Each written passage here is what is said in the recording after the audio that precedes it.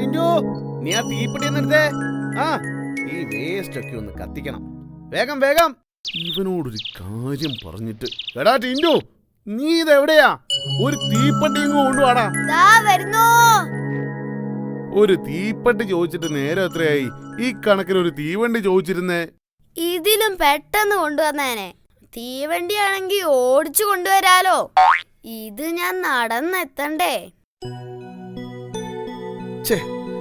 ഇതൊന്നും കത്തുന്നില്ലല്ലോ. എവിടുന്ന് കിട്ടിയടാ ഈ തീപ്പെട്ടി? അങ്ങനെ കത്താതിരിക്കാൻ വഴിയില്ലല്ലോ അച്ഛാ. എല്ലാ കൊള്ളിയും ഞാൻ ചെക്ക് ചെയ്തതാണല്ലോ.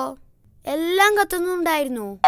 എടാ മണ്ടാ, ഒരിക്കൽ കത്തിച്ചാ പിന്നെ അത് വീണ്ടും കത്തിക്കാൻ പറ്റില്ലാന്നറിയില്ലേ?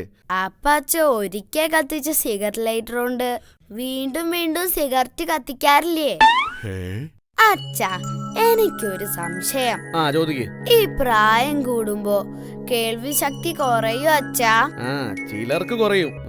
എന്താ ചോദിക്കാൻ കാരണം? ഒന്നുമില്ല. ഞാനൊരു പുതിയ സൈക്കിള് വാങ്ങിത്തരാൻ പറഞ്ഞിട്ട് 3 മാസായി. അച്ഛനത് കേട്ട ഭാവല്ല, അതുകൊണ്ട് ചോദിച്ചതാ. തൽക്കാലം എന്റെ പൊന്നുമോനി പഴയ സൈക്കിളിൽ തന്നെ പോയാ മതി. സമയമാകുമ്പോ പുതിയത് മേടിച്ചു തരാട്ടോ. മതി, തിരക്കില്ല. എനിക്ക് സമയം ഇങ്ങനെ നീണ്ടു നിവർന്ന് കിടക്കല്ലേ. അച്ഛന്റെ കാര്യം അങ്ങനെയല്ലല്ലോ, പ്രായമായി വരികയല്ലേ. അതുകൊണ്ടൊന്ന് ഓർമ്മിപ്പിച്ചെന്നേ ഉള്ളൂ. ഓ പോയെ. ഇവനോടൊക്കെ സംസാരിച്ച മനുഷ്യന് വട്ടാകും. നിനക്ക് ട്യൂഷന് പോണ്ടേ? പോവാൻ നോക്ക്.